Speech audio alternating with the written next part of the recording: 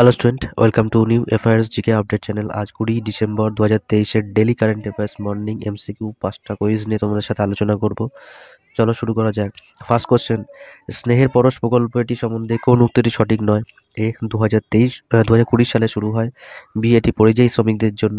C প্রতি মাসে 500 টাকা দেওয়া হয়। ডি এককালীন 1000 টাকা করে দেওয়া হয়। এই চারটি অপশনের মধ্যে কোনটি হবে? সঠিক উত্তর হলো সি, প্রতি মাসে 500 টাকা দেওয়া হয়।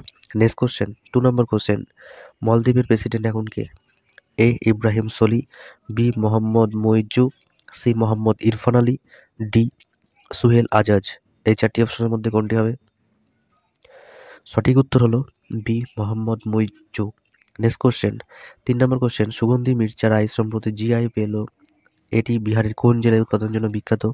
এ মুজাফফরপুর, বি ভাগলপুর, সি পশ্চিম চম্পারণ, ডি বেগুসরাই। এই চারটি অপশনের মধ্যে কোনটি হবে?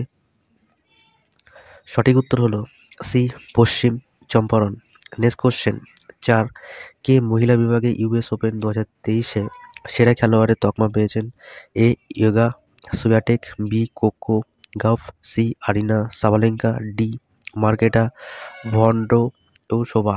এই চারটি অপশনের মধ্যে কোনটি হবে? সঠিক উত্তর হলো B Coco Gauff. Next question 5 number question, global gender gap report কোন সংস্থা প্রকাশ করে? A SDSM, B global innovation center, C বিশ্ব economic forum, D CFA institute. এই চারটি অপশনের মধ্যে কোনটি হবে? সঠিক উত্তর হল সি বিশ্ব ইকোনমিক ফোরাম। আজকের মতন এখানে 5টা ইম্পর্টেন্ট কোশ্চেন থাকলো। ভিডিওটা ভালো লাগলে লাইক করো আর বন্ধুদের সাথে শেয়ার করো। আর যদি নতুন হয়ে থাকো তাহলে চ্যানেলটিকে সাবস্ক্রাইব করো। New affairs GK update channel. আবার দেখা হচ্ছে আগামীকাল সকাল ঠিক 7টা।